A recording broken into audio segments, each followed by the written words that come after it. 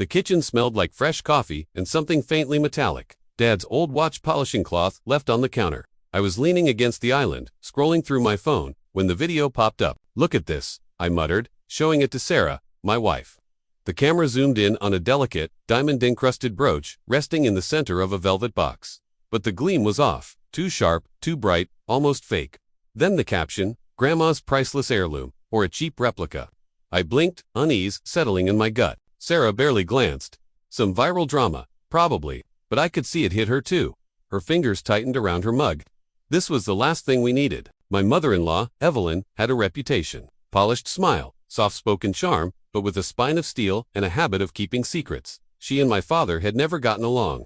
I'd caught bits and pieces over the years, whispers about a falling out, a family rift no one talked about openly, but Evelyn was always poised, and Dad, stubborn and proud. That brooch was a relic from her mother's estate, something Evelyn had proudly passed down to Sarah. Worth a small fortune, or so I'd been told. Now it was plastered on social media with the suggestion it wasn't what it seemed. I tried to shake it off, but the seed of doubt was planted. 2 days later, Sarah called me from work, voice tight. "You need to come over. Something's wrong." When I arrived at their place, a tidy brick townhouse in a quiet suburb, the front door was unlocked. I stepped in and froze. The glass cabinet in the living room stood open. Inside, some of the pieces that had been there last week were missing. The brooch was gone. Sarah's face was pale. Mom said she wanted to check the collection, said something about making sure everything was in place before the family reunion. But now, I don't know. That night, sleep didn't come easy.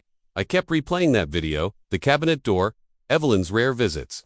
Something didn't add up. I started digging quietly, looking for inconsistencies. At first, I found small things. The priceless antique clock on the mantel. Last time I was there, the tick was slow, deliberate. Tonight, it was eerily silent. The crystal vase on the dining table looked slightly duller, the color less vibrant. I ran a side-by-side search online for similar pieces. That brooch, it was a popular design, mass-produced replicas everywhere. But the one Evelyn's family had, unique custom engraving on the back, something you wouldn't find on the knockoffs. I asked Sarah to check the brooch's box. It was there, empty. The velvet cushion was crushed unevenly, like the original piece had been lifted and swapped. I confronted Sarah gently. "Has your mom been around lately?" She hesitated. "She dropped by last week, said she wanted to help get the house ready for Mom's birthday." I let her in. The quiet anger settled in me like a dark stain. Evelyn's presence in our home felt like a shadow creeping under the door. The idea that she'd replaced the real valuables with replicas, if that was true, felt like betrayal. Then came the social media fallout. That video had gone viral, more posts pouring in, questioning Evelyn's authenticity and trustworthiness. It was one thing to suspect, it was another for the whole family to watch you unravel publicly. Sarah's parents had always promised her the inheritance, the house, the antiques, everything. But suddenly, the will was being contested. Evelyn's lawyer called today. Sarah said, eyes red from crying. "They're saying Sarah's not entitled to anything now. That she's been reckless, letting the family legacy fall apart." I clenched my fists. This wasn't just about the jewelry, it was a power play. Evelyn wanted control. Or maybe she was trying to erase the past. But I wasn't about to let her rewrite our family's story. I started gathering proof, piece by piece. I reviewed old photos of the house, focusing on the details, original engravings, wear patterns, tiny cracks. I compared them with recent images, noticing subtle differences. The brooch's engraving missing, the clock's face changed, the vase's tint faded. I also checked the delivery logs for the antique shop Evelyn used. There were receipts for restoration jobs, but one package didn't match any known restoration project. I traced it back to a local replica manufacturer. The plan was simple: catch her in the act. I waited for Evelyn's next visit, watching from the window. She came in, calm and collected, as if she owned the place, which, in a way, she did. Inside, she pulled out a velvet pouch from her purse.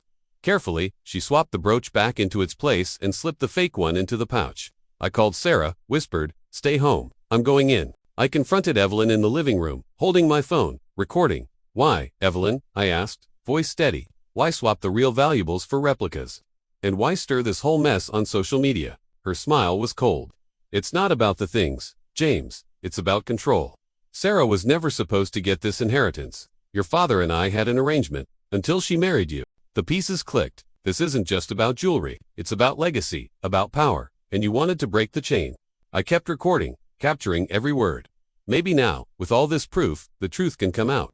Evelyn's face hardened, but the damage was done. 2 weeks later, the lawyer called. The will was reinstated. the inheritance restored to Sarah. The social media backlash had turned, and Evelyn's credibility crumbled. When it was over, I sat in the living room, the real brooch gleaming under the lamp. Sarah picked it up, her hands trembling. I looked at her and said, "Some things can't be faked." She smiled, a quiet strength returning, and for the first time in months, I felt a kind of peace. The last thing I heard before I left that night was the faint, steady tick of Dad's old clock, back in its place, real, not a replica.